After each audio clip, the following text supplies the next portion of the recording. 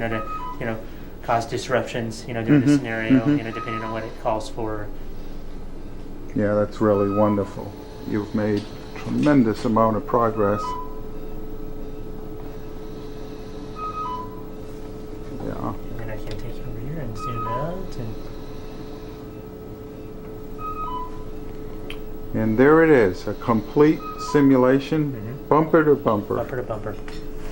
Okay, I'm going to take a peek back in the next room here. Well, it was amazing. We could see everything that you did all the way down to the fingertips going, into the patient's mouth. Pretty incredible when you see multiple views of what's going on and how you can really simulate the real world situation. Yeah, and you could see from the multiple views that if there were more than one learner in here at a time, you'd be able to capture the communication that's occurring between the different learners, and you would be able to see the facial expressions and to understand that maybe there's some nonverbal communication patterns that each of us has that it's best to discourage. Or maybe there are things that we need to encourage. But with that, we're able to give the learners feedback on how to communicate effectively with team members, whether they're communicating with somebody who is in charge of what they're doing, or if they're trying to communicate a concept or an idea or a task to somebody that is part of their team that they're running at that time. Okay, Dr. Denmark, would you mind taking me back on that initial tour when we visited the crib, special crib, and you made some comments about you had equipment in the room that was in the same position that it would be in an operating room. Sure. So we're going to head back across our common area here. And I'm going to take a peek around your common area just for a second here. And give our audience just a little view of some of the equipment that's here in this common area. Would you comment on this common area for a second? Sure, I would be happy to. What we have are everything from basic CPUs, if you want to come around this side, Bob. I'm not sure if we've actually been utilizing these today. These would be our flat screen simulators. You can see we have the CPU tucked under the desk here. Up on top of the desk we have a simple monitor, but then we have this funny device here, and this is a haptic device. If this computer were actually running, you would see there would be a program going that would give us a clinical vignette of a patient coming to an emergency department or being in a paramedic rig that needed to have an IV placed. Oh boy, that's important. Exactly, and so after one made some decisions about the size of IV and where to place it and demonstrated cleaning the skin and such and placing a tourniquet, then you would use the haptic device, which has this that works the same as an intravenous catheter.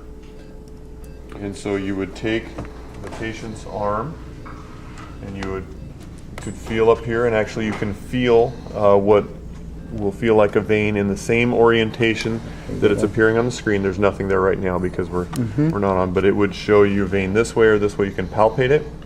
You would then place some traction on the skin and then insert the intravenous catheter until there's a click. And as soon as there's a click and it's engaged, you would notice that what is represented on the screen perfectly mimics what is with the haptic device. And so if you move it to one side or the other, make it go more deeply into the skin or make it more superficial, this would mimic it. And so you would slowly advance it until you had that flash of blood that Jeremy spoke about several minutes ago. And then you would maintain stillness with the needle and slowly advance the catheter into the vein and then withdraw the sharp portion. And then on the screen you would go ahead and tape it into place as you would with a regular patient, hook up intravenous fluids or medications, whatever it is you're replacing the IV for. And then the system scores you and it tells you if you did things in the correct order.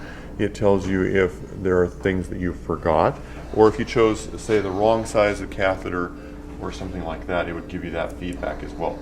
So we have everything from a fairly simple interface to the more complex, like we showed you a minute ago with the anesthesia machine. Now, when you were in medical school, you didn't have the luxury of all of this. We did not have the luxury of all of this, and so we got to poke each other within the first month of school.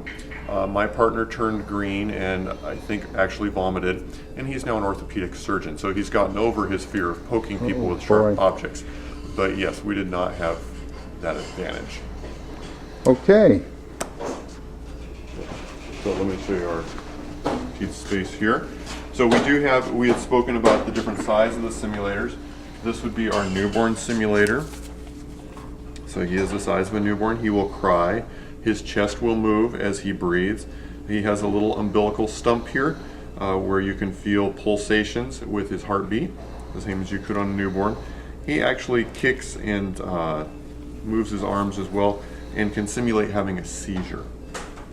Wow, that is amazing. All of those simulations in that one unit. And he's packed full, let me tell you, because he has a battery and a compressor in there to make things move as well, because he can run without being tethered to a power cord or tethered to a computer. So he operates on his own wireless network and has a battery where he can run for about 20 or 30 minutes.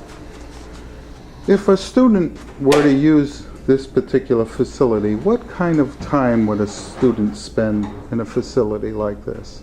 That's a great question, and it depends on the program that you're in. With the nursing students, they will come in their very first class in nursing school, and then as they go on their different clinical rotations, some of their faculty like to come back frequently, some of them come back less frequently and do more training in the actual healthcare environment. For the medical students, they will come all 4 years of medical school. They will come once in the first year, they will come 3 separate times in the second year, and then in the in the third year when they start their clinical rotations, where they go from different specialties, so they'll do several months of pediatrics, they'll do several months of adult medicine, several months of surgery. They'll come once for the majority of those rotations, and then they have several in their 4th year as well. So by the time a medical student finishes, they've been here at least 8 or 9 times, and sometimes up to 11 or 12, depending on some of the electives they've taken. When we have students in our emergency care pre-hospital program, they will come in every couple of weeks for a quarter. And then we have students in the PA program, School of Respiratory Therapy, that also utilizes. And again, that varies a little bit based upon the instructor. Okay.